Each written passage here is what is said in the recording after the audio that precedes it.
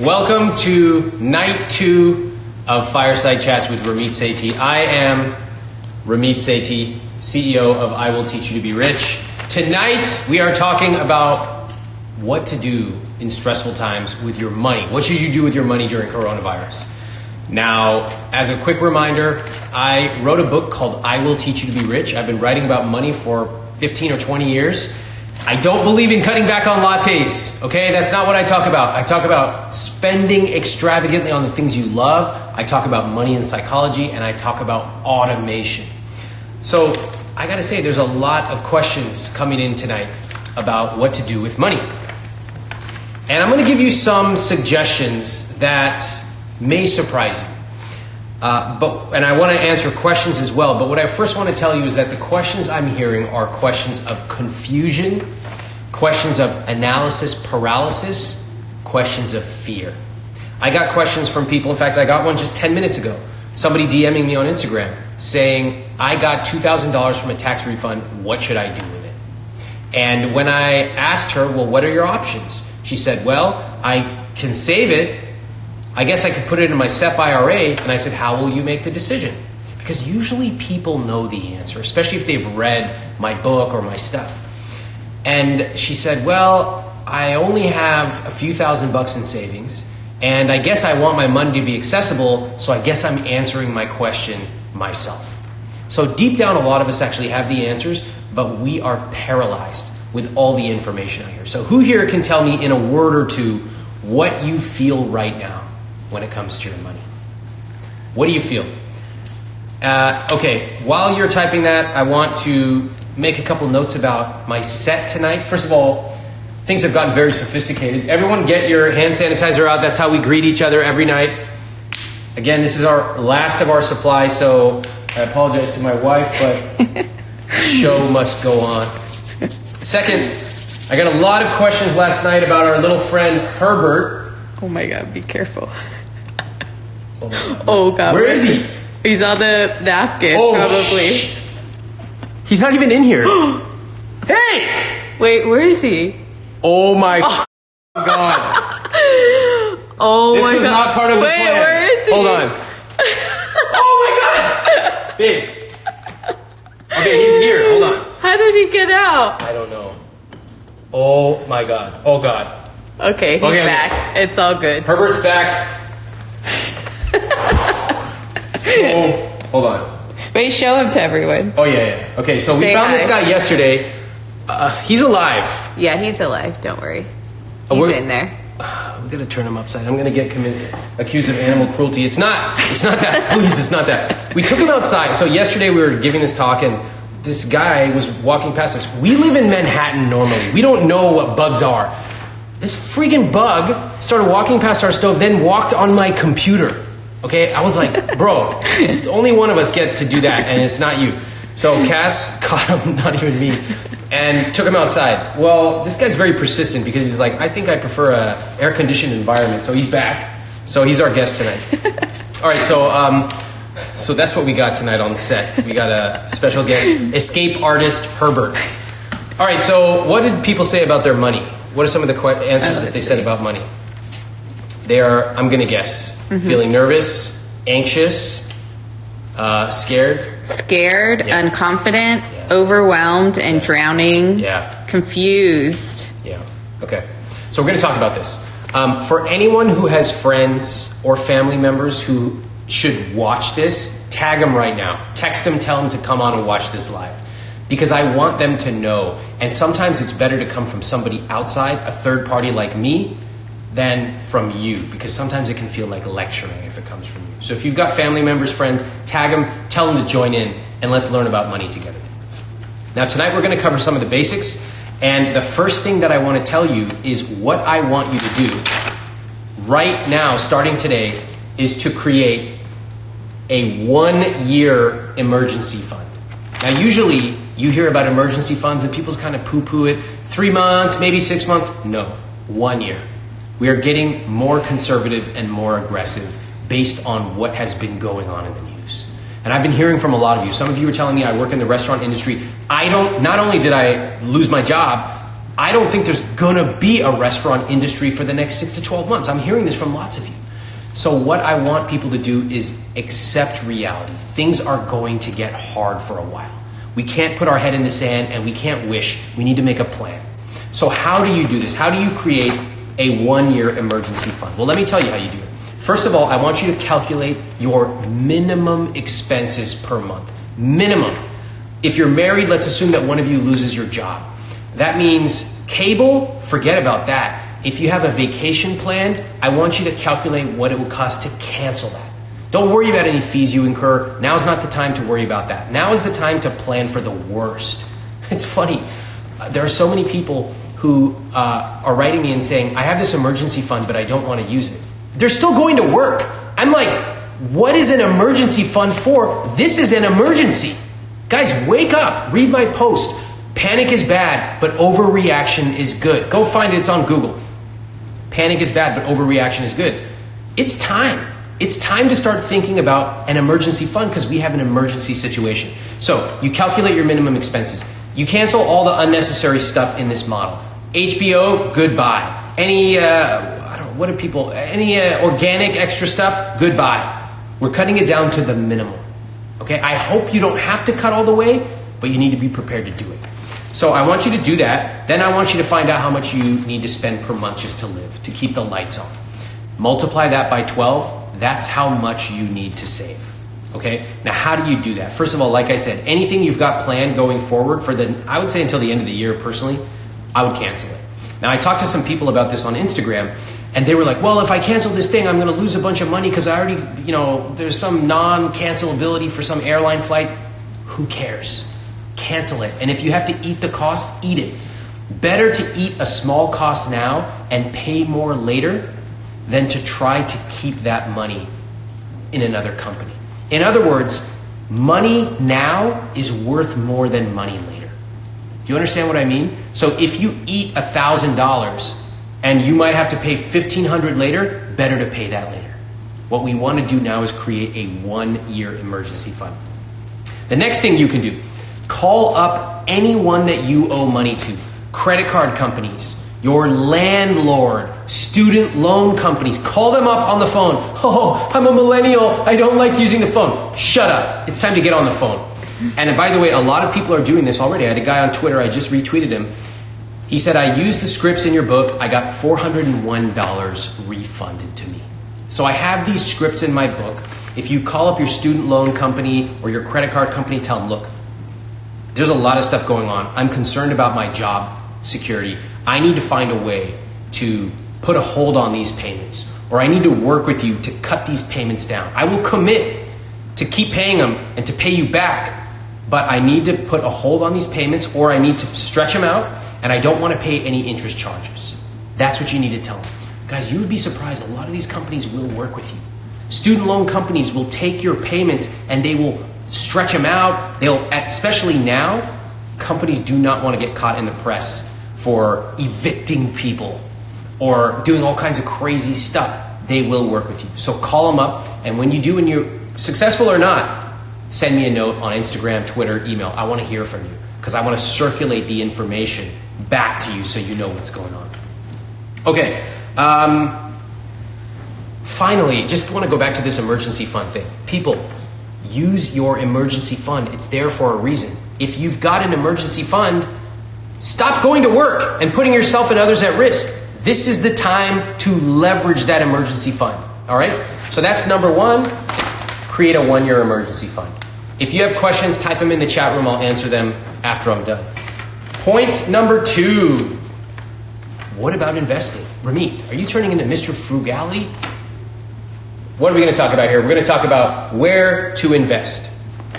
So if you already have a 1-year emergency fund, there are a lot of people who have been following I Will Teach You to Be Rich for many years. You've done it. You built up your emergency fund. You're ahead of the game. What do you do?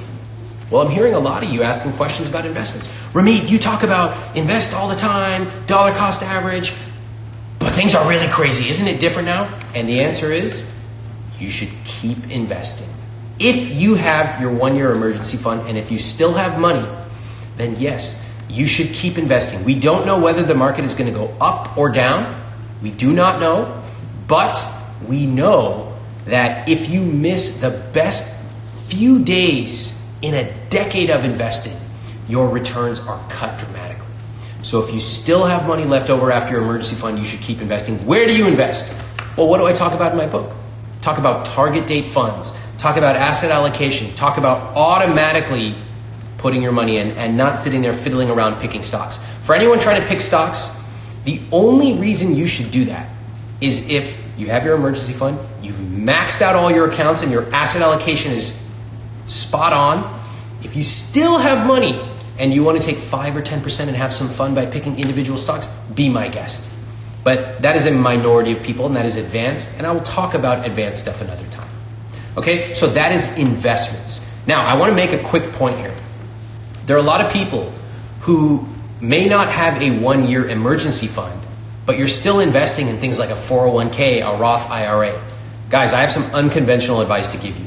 Stop investing in those things until you build up your emergency fund. Now, you have never heard me say this before, but now, more than ever, I believe that having that 1-year security is really important. Even at the risk of losing out on some potential returns down the road, money to you and to me and to everybody is more important right now than money 6 to 12 months from now. Let me say it again. If you normally contribute to your 401k or Roth IRA or SEP or anything like that, and you don't have a full 1-year emergency fund, hold off on those investments and fill up your emergency fund. Okay? All right. So that's where to invest. Next, start thinking about earning. So it's really important. We don't know what's happening. Some people are furloughed. Some people have been laid off, unfortunately. Some people are at work, but things are really quiet. And there's a few who are at work and things are going great. My suggestion here is do not wait. Your boss doesn't know what's going to happen. So do not delegate your career to waiting. You cannot wait in times like this. That is the number one thing people do. They freeze. What should I do? It's a mistake in times of panic. You have to move. So yes, talk to your boss. Find out what he or she knows. But odds are nobody knows anything right now. So you need to start thinking about what are you going to do. If you're in an industry that looks like a dead end for the next 1+ years, you need to start looking in other industries. Now I have a ton of free stuff on my site. You can search Ramit Sethi Dream Job. I also have courses that show you how to do this. Frankly, hiring is pretty quiet right now. In fact, even at IWT, we put a hiring freeze, not because we had to, but proactively because we don't want to get our backs up against the wall. What I need you to do, though, is to start thinking proactively about, have I updated my resume? Who do I know in my network? What industries am I going to go after? Because as soon as we get a little clarity, you're going to want, how many in a business? And, oh, maybe I should do this one of these days. Maybe it's time to start thinking about it now. Maybe it's time to start taking control of your own career so that you don't have one single potential source of failure. Okay?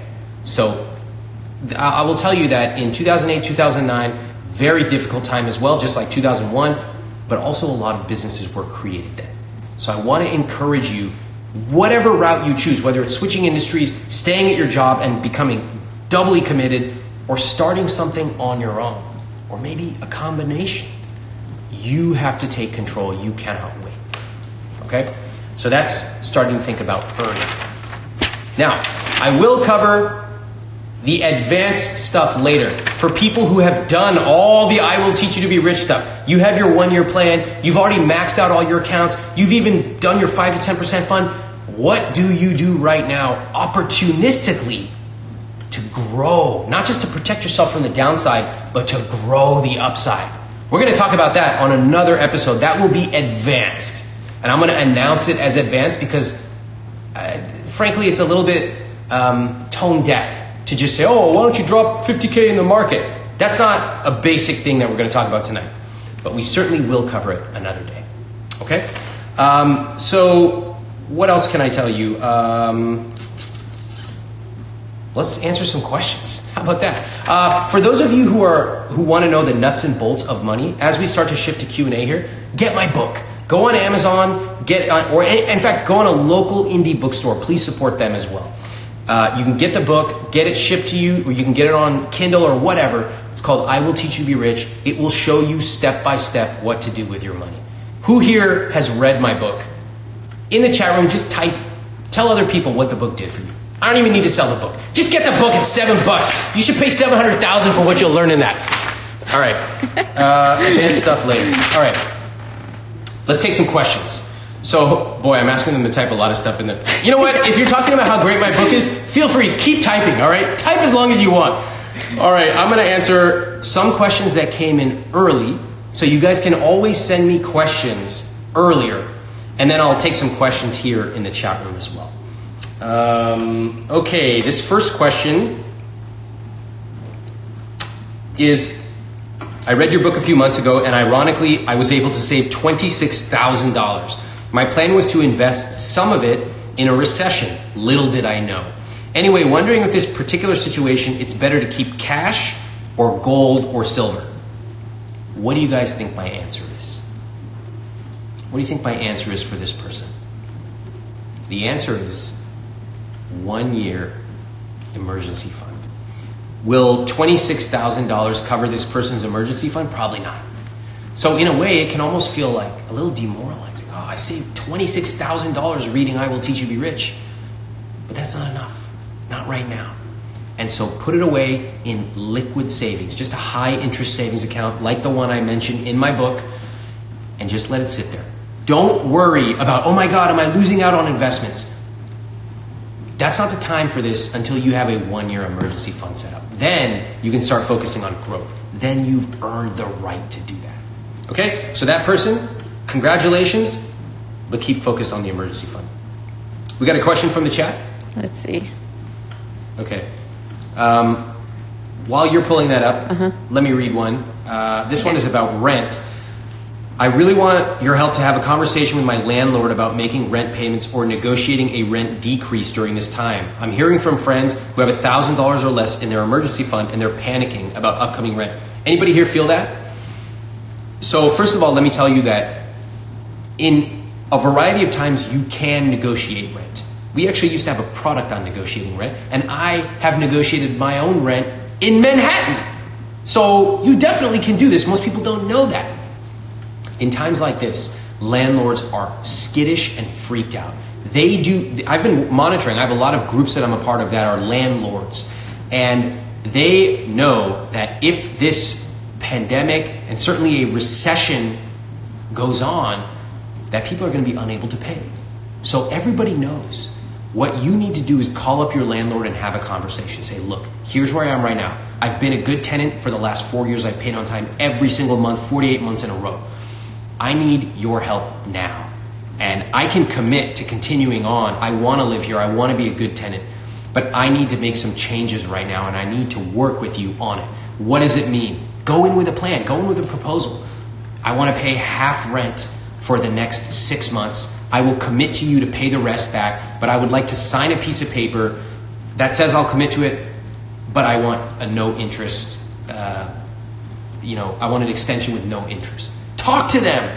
Take that money, put it in your savings account. I hope you keep your job. I hope you start a business using Earnable and you grow it. But if you don't, at least you have that money to live. Okay? Keep in mind, by the way, that in the worst case, most states are eviction friendly. I just want to say this, although I hope it doesn't come to that. But I've seen some very scammy things happening. I saw this one property realty company. By the way, the entire property management world, you should trust them about as far as you can throw them. Okay? I don't even want to get into the whole real estate industry. Oh, any realtors getting mad at me? Oh, Ramit, why are you so mean to realtors? Go read any of my posts about realtors. You'll know exactly what I think of you. I saw this property management company that sent an email telling tenants they need to pay right now so that they don't get evicted. First of all, it's complete. You can't just be evicted for not paying right now. There are very strong laws protecting you. You should read them, and I hope it doesn't get to this. But I do not want anyone to be the victim of scare tactics from these companies. It's totally unbelievable and totally unethical. All right. What do we got from there? Okay, so this person says they have a wedding in August. They followed your advice on save on non-important and spend on what we want. Yeah. But now we're not sure if we should bite the bullet and postpone financial thoughts, ? Personally, I would postpone. I hate to say it, but it's very simple to me. I hope things get better. And in my opinion, in the worst case, things, let me start again. In my opinion, I hope that you cancel and that by August everything is great and all you've lost is a little bit of money. You can make money back, okay? You can do that. We have a long life ahead of us. What you can't get back is your health, okay? And what you can't also get back is if you still leave all that money there and things continue to get worse and you still can't hold the wedding, now you're really screwed. So again, what is my principle? Money in the bank now is worth more than money later. If you have to eat the cost of a hotel room or even a wedding, you can always make money later. But do not put yourself in a situation where your back is against the wall. I'm really sorry to hear that. All right, another question. Is it a good time to remove some investments to build that 1 year emergency fund? I would strongly prefer not to until you absolutely have to. This is a great question. I prefer not to sell investments, particularly now, because you're literally buying high and selling low if that's what you do. Now, if you, let's just say you have $10,000 or $50,000 in investments, you lose your job, maybe your partner loses your job, you're about to get evicted, then yeah, you can sell some of it. But that's really worst case scenario. I think there are a lot of things you can do before you get to that point. I think you can cut your costs dramatically. I got people right now, again, on Twitter, email, they're like, oh, I used your scripts, $400, $600, $800. You can lower any payments you have and spread them out. Again, no interest charges. You can start to earn more money.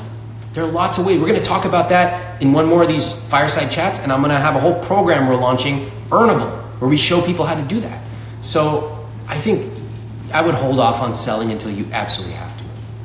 Okay, what if you're in the midst of looking for your first full-time job? Timing sucks, man. I'm really sorry. It's going to be tough for the next while. It really is, and I really apologize, and I'm sorry that you're going to have to go through this. I will say that I believe that there will be a bright future. I really do. I'm very optimistic about the long-term prospects of where this country and where the employment numbers will be. Short-term going to be very painful. Hopefully, if you are looking at your first full-time job, you have the ability to hopefully, if you need to, go back and live with your family or relatives. I hope that's the case for you. Hopefully your expenses are low because in your early 20s, you haven't gotten the taste of that, the extra dessert and maybe that nice pair of jeans. So I hope your expenses are low and you keep them that way for now. But there will be opportunity. There absolutely will. It's just a matter of when. So if you can hold out, there will be opportunity. All right, next question. Is it a good time to refinance mortgages? I'm looking into that. I don't want to give an answer yet because I'm still looking into it. So that's a good question, but I don't have an answer for you. Okay. Another question I saw, I can't find it, is what are some good ideas for side hustles? We're going to talk about this a lot. First of all, how are you guys not looking around and seeing the amount of opportunities you have? Look at these videos. My videos, they're pretty much only good because Cass at Next Level Wardrobe is here filming. I mean, there's so many. If I were watching this right now, I'd be like, Ramit, I see what you're trying to do. I can help you. There are like 3 to 5 business ideas you could have just watching this video on how you could help me.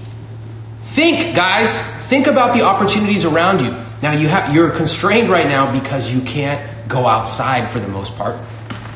But I happen to know that there are people, as of today, who went on meditation programs, like online. They attended classes to learn languages. They're doing all kinds of stuff. So what can you do that you can teach virtually? It could be as basic as teaching English or math. It could be as technical as data analysis, and all these things can be done remotely. So we will be talking about what to do in another fireside chat and Earnable, the program I'm launching. But think creatively. Watching this video alone, there are 3 to 5 business opportunities just from what you could do to help me. So I want you to really start thinking, what services could I offer people? Next question. Okay. Oh, I have a good one here. Okay. Perhaps, I want to know about buying a house in these conditions. My wife and I just had our offer accepted last week. Now we're getting cold feet due to economic uncertainty. We've been saving our 20% deposit for 15 years. We'll still have an emergency fund, at least following typical guidelines. Mortgage rates are great, but the unknown is scary. I wouldn't do it. Way too risky to tie yourself to a massive, massive expense right now. I would wait. Unless you are truly advanced, unless you have cash in the bank that you could pay all cash for it today, and you're choosing by choice to pay a mortgage for the low interest rates and security, fine, but that's almost nobody. So I have to tell you, I would not do it right now. I would wait to see, because if you or your partner loses your job, if things get worse, it's just not a good situation, and to suddenly have committed to a 15 or 30-year loan. So I hate to say it, but I would personally pull out of that offer. That's just my opinion, but that's what I would do. Okay. Looking through the questions. Okay, I got a question. Okay, yeah. Do I stop paying my debt, which takes up over half of my annual $70,000 income, in order to care for my parents who can't work or pay bills because of coronavirus? I asked this person, what kind of debt do you have? They said credit card misuse from my 20s, student loan debt, and total debt is around $90,000. They're making payments of $2,000 a month. This is a pretty serious situation. My parents are not working. I don't know what to do or how to fit this into my plan. Okay, so, some of the stories I'm hearing are heartbreaking. And some of them are on the other end of the spectrum. They're like, I did every single thing and I'm ready. What's next? So that's how wide the range is. My suggestion, which I covered in some of the preparation notes, is call up your lenders right now. Ask them what they can do to work with you on payments. Again, make sure you clarify you do not want any additional finance or interest charges. Talk to your parents. What is their financial situation? Before you light yourself on fire, what if you find out they have a ton of money sitting in an account? Find out. And if you don't know how to do this is fairly complex and technical, get my book, read it. You're going to be able to speak a new language of money. Right now, it's just these scary bills that are showing up every month. You don't know what to do, so you're reacting. That's why I can see. That's why you're paying $2,000 a month and not making any progress. You don't have a systemic view of what to do, how to attack the problem. So zoom out, get the book, understand the language. It won't take you long to read. Call up your lenders. Call your parents up and ask them, I need to see the books. Show me your finances. They don't probably even know how much they have. Get their logins, start looking around and write it down. Suddenly you're going to have a much clearer picture of what's going on, and then you can make a plan. Okay, next question. What is the best way for one stable money to help others what's the best way for one with a stable job to help others that lost their jobs due to this situation? This is a tough one. Okay, so there are a lot of options. One, you can directly help them with money. Okay, and that is an option. Two, you can help them with knowledge. If you're watching this and you think one of your friends or family should watch this, tag them. And in fact, this is a great question because it ties in with another question I got. This is from Catherine. How can you help reassure those around you without sounding patronizing? Oftentimes, these are the people who laughed at me when I mentioned I had an emergency fund and told me money would be better spent in real estate. I don't want to stick it to them, yet I'm worried that people will go back to normal. So I think the easiest solution is to say, hey, I watched this thing by this author on money and what to do right now. I thought it was really interesting. Take a look. That is sort of like a very gentle way of saying, I really think you should pay attention here. Now, if they ask you questions, buy them a copy of the book. If it's extreme, maybe it's family, a loved one, someone you care about, you could talk to them and say, I definitely do not want to step on any toes, but I just wanted to let you know that if you have a financial issue, please come to me. I hope there's a way that I can help you. And if they do come to you, get really clear. Some of the typical advice is just give them a gift. Don't ask for the money back, etc. But you can figure that out on your own. That would be my advice to you. Just a personal question I have for you. Are you hiring anyone to do the fire back there? I'm gonna fix it for you. Keep these questions coming, and I don't need advice about fire making. I got too many stupid pieces. How's Herbert doing? I hope he's still in there. What, is this a money show or like a lumberjack show? All right. Oh, okay, another question. Who are some people you follow for advice? That's a good question. So, how's that, guys? What do you? That sucks. Oh, who do I follow for advice? So for fitness, I have a trainer, Chris Colson. I like BJ Fogg for building habits. What are we talking about? What kind of advice?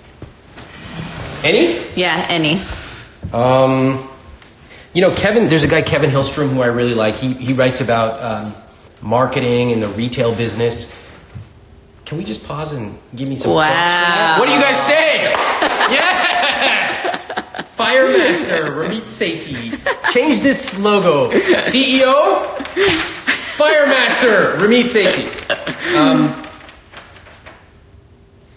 I don't know. I have to think about that. I'll share some of my favorite people over the next few days and weeks. All right. What other questions? Oh, what books do you recommend to study during this time? Oh man, great question. So I want everybody to read a book called The Social Animal by Elliot Aronson. It will help you understand human psychology. It's one of the books I studied at Stanford while I was studying psychology and persuasion. He has another awesome book called Mistakes Were Made. And it helps you understand why people will continue to make mistaken beliefs. We see it right now, don't we? With people who don't take coronavirus seriously. If you want another amazing video highlighting excellence in the Indian community, check it out right there next to me. I think you'll enjoy it. Continue to believe, and I'll see you there.